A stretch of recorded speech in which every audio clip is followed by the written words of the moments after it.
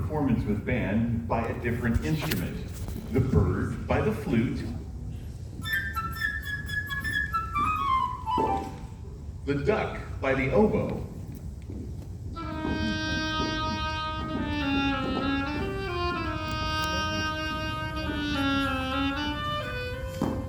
the cat by the clarinet,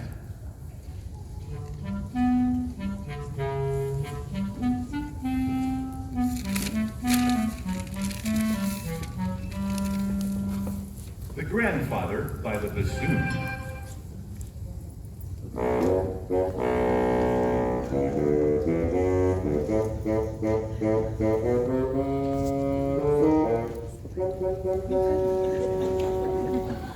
the wolf by the three horns,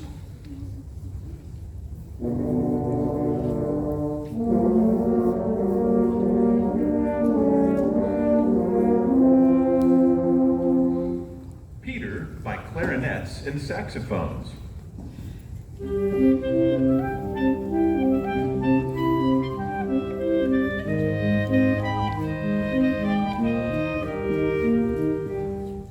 the hunter's rifle shots by the timpani and bass drum,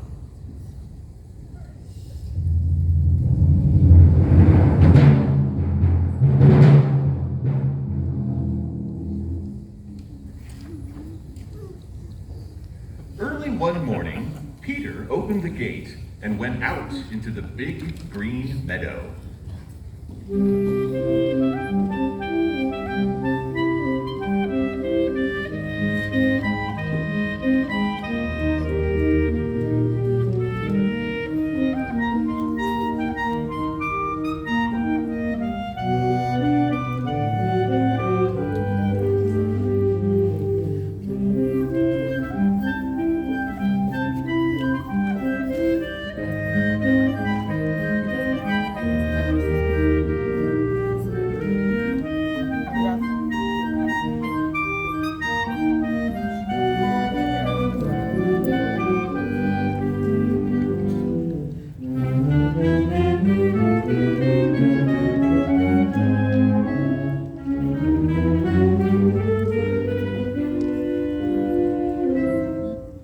On the branch of a big tree sat a little bird, Peter's friend. "All is quiet," chirped the bird gaily.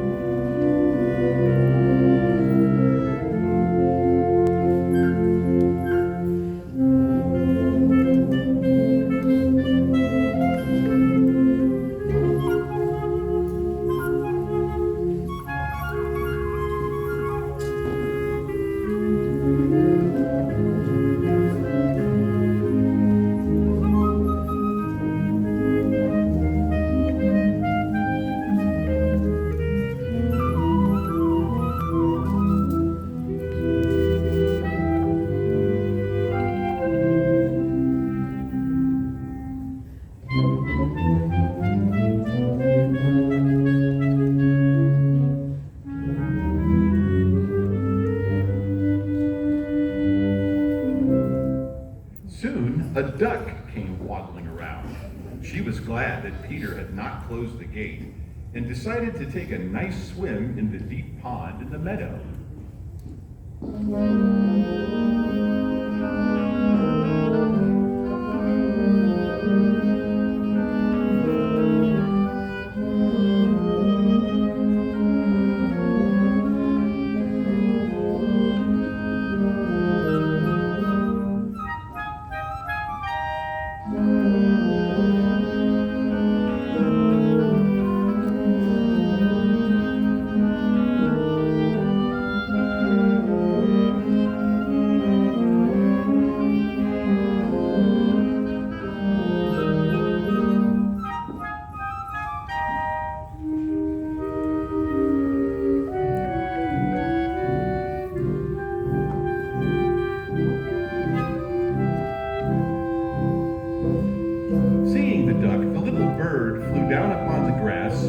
settled next to her and shrugged his shoulders.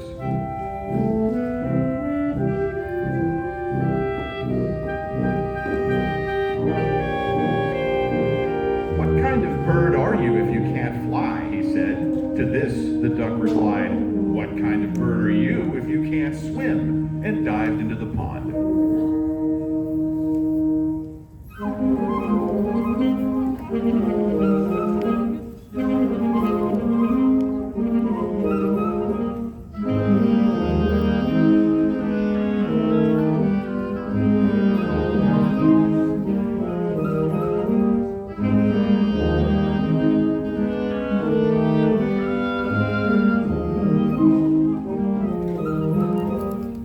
They argued and argued, the duck swimming in the pond, the little bird hopping along the shore.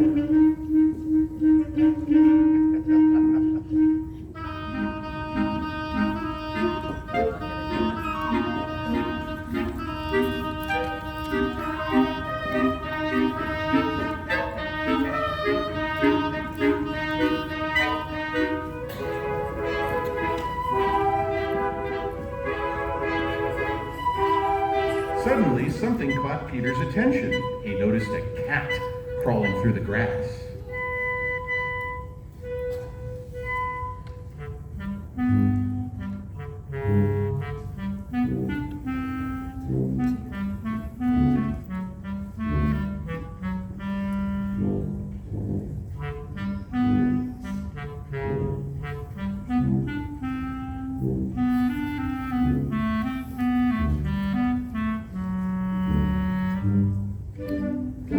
The cat thought, the bird is busy arguing. I'll just grab him. Stealthily, she crept toward him on her velvet paws.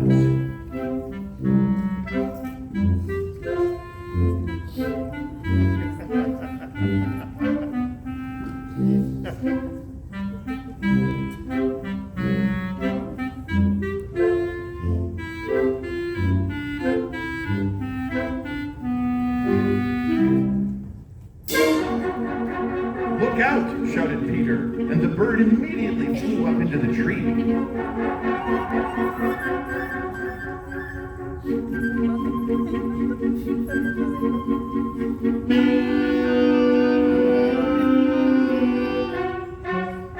The duck quacked angrily at the cat from the middle of the pond.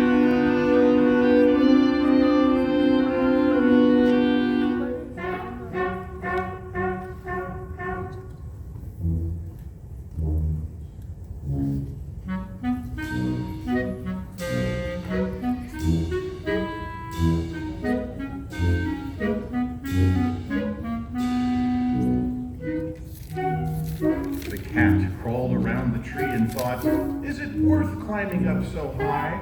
By the time I get there, the bird will have flown away.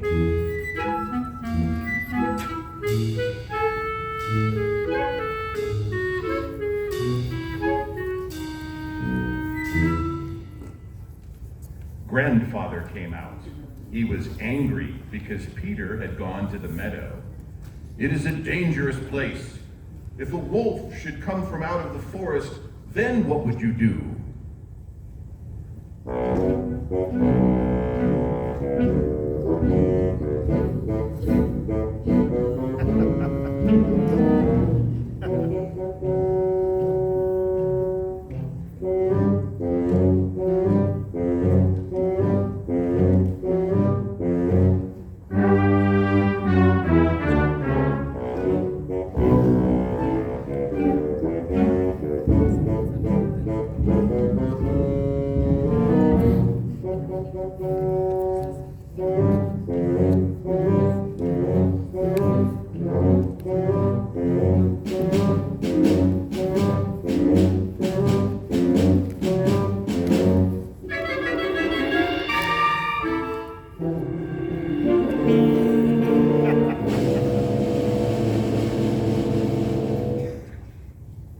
Peter paid no attention to his grandfather's words.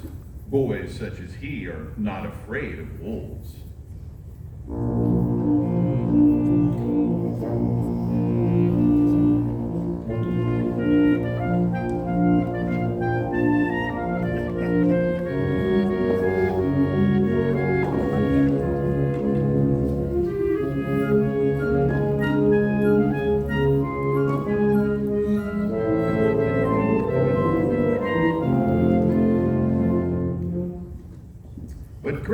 father took Peter by the hand, led him home, and locked the gate.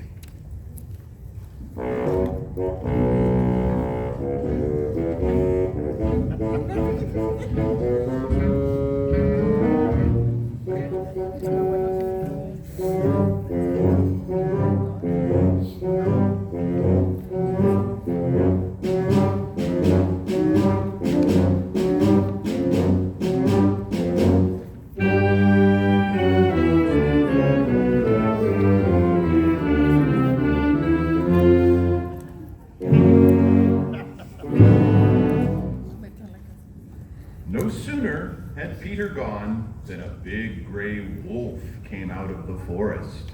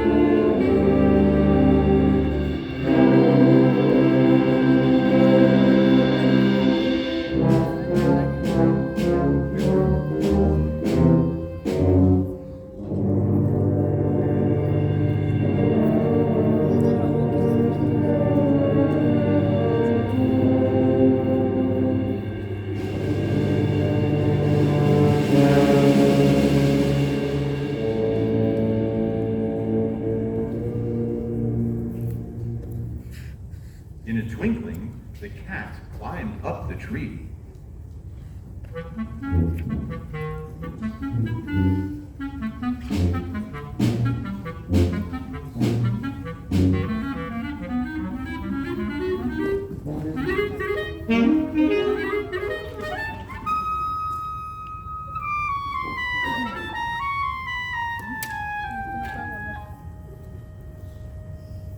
The duck quacked and, in her excitement, jumped out of the pond.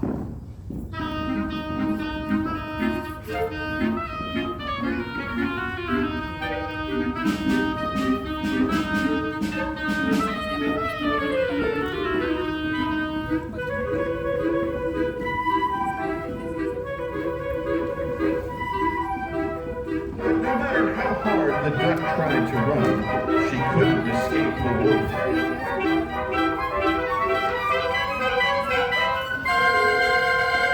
He was getting nearer, catching up with her. And then he got her, and with one gulp, swallowed her.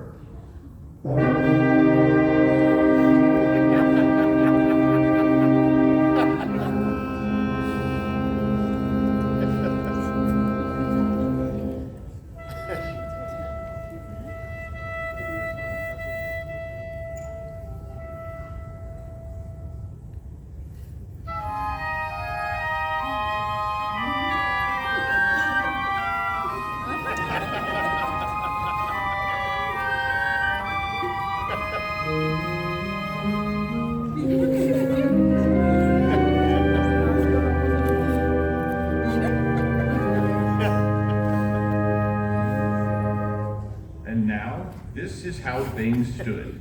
The cat was sitting on one branch.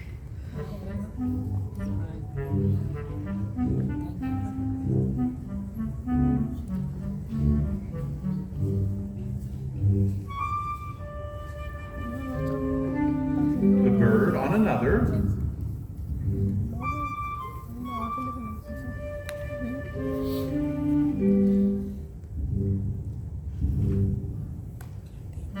Not too close to the cat.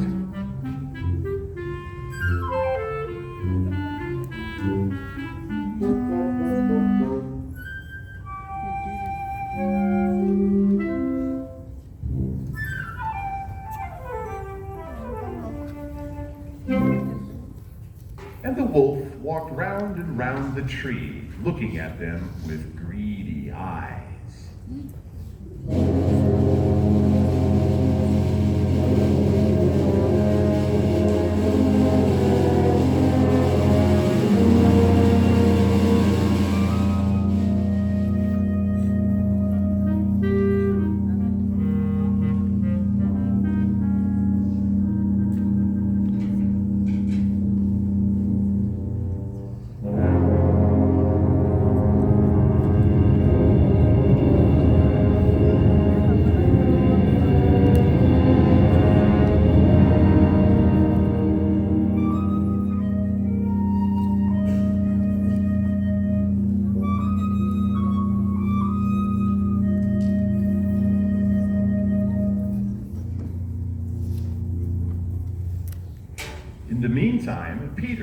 without the slightest fear, stood behind the closed gate, watching all that was going on.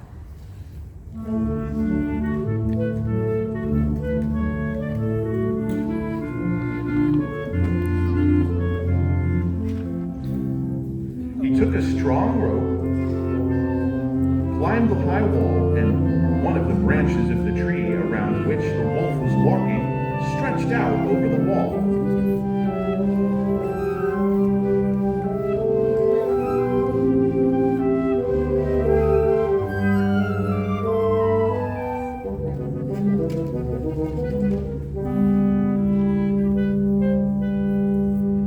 Grabbing hold of the branch,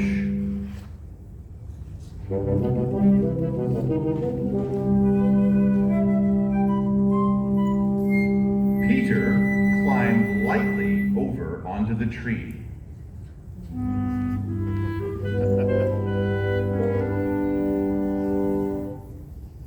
Peter said to the bird, "Fly down and circle around the wolf's head, only take care that he doesn't catch you."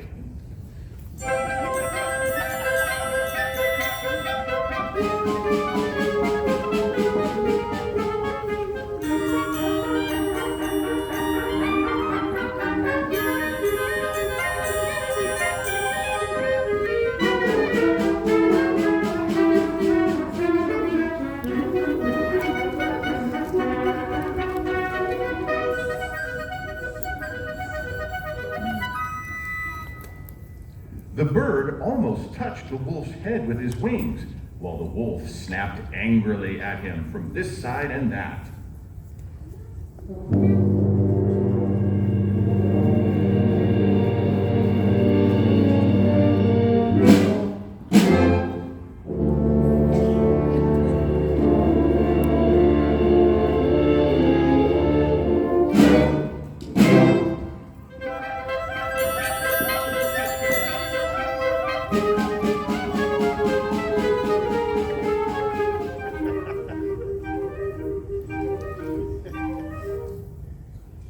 How the bird did worry the wolf. How he wanted to catch him. But the bird was cleverer, and the wolf simply couldn't do anything about it.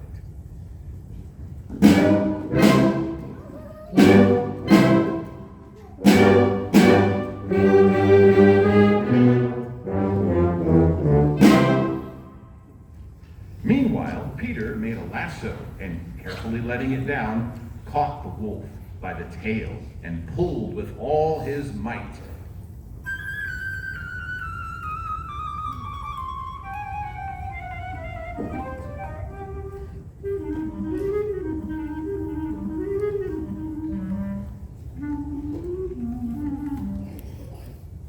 Feeling himself caught, the wolf began to jump wildly to get loose.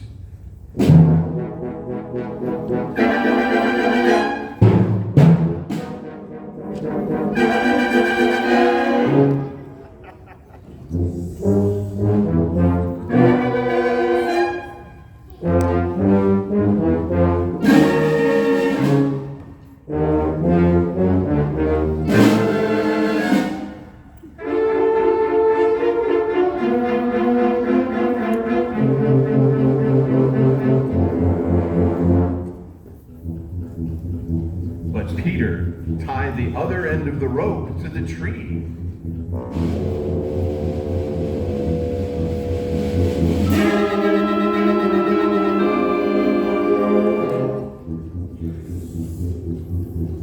And the wolf's jumping only made the rope round his tail tighter.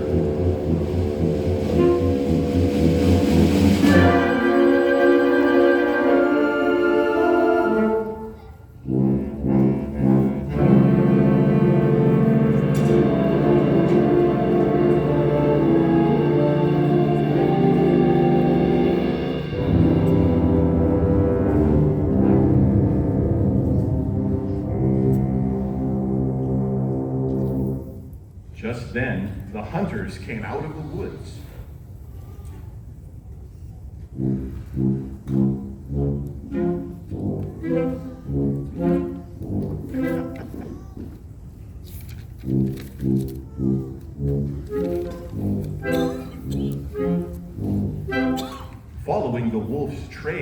began shooting as they went.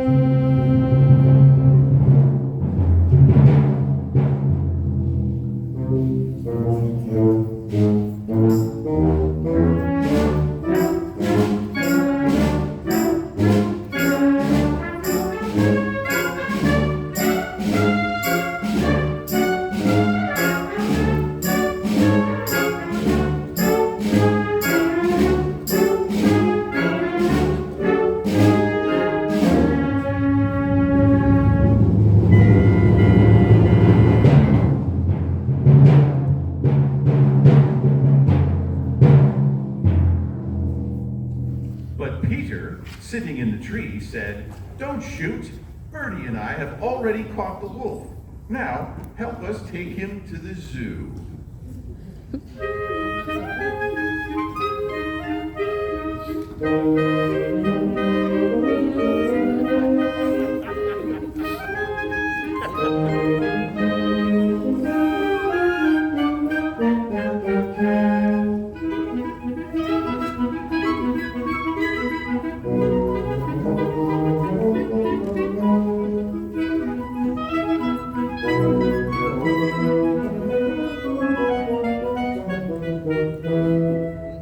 And there,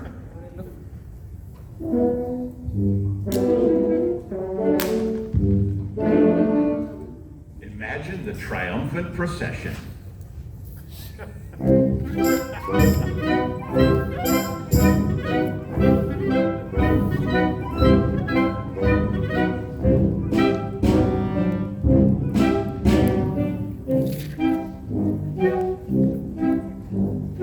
Peter at the head,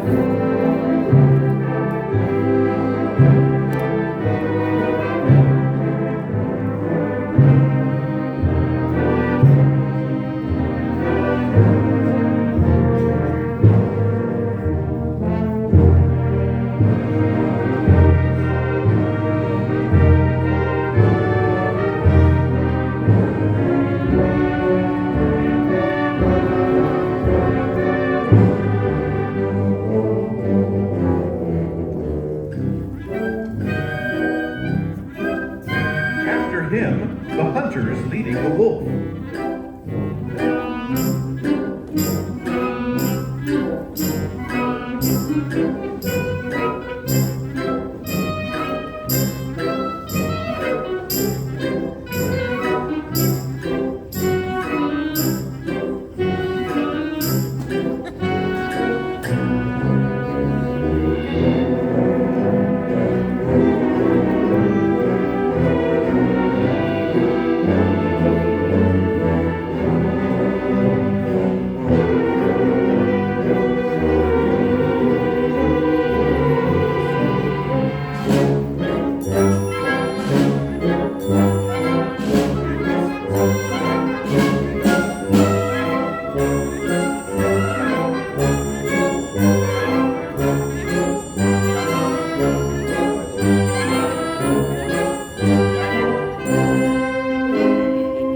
And winding up the procession came Grandfather and the cat.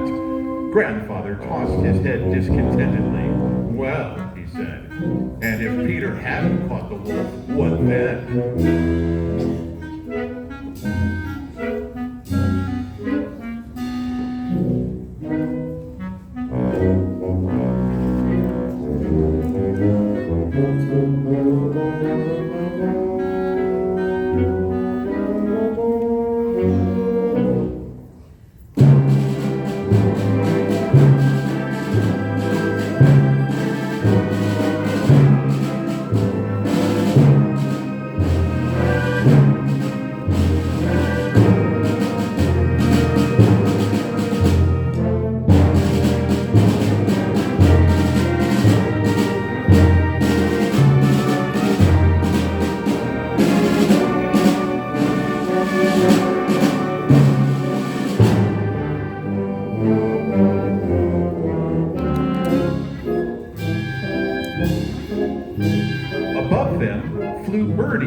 chirping merrily.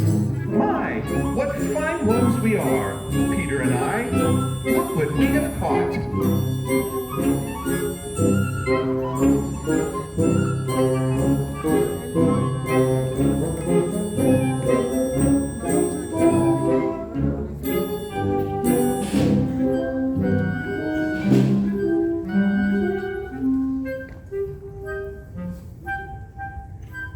And if you would listen carefully, you could hear the duck quacking in the wolf's belly, because the wolf in his hurry had swallowed her alive.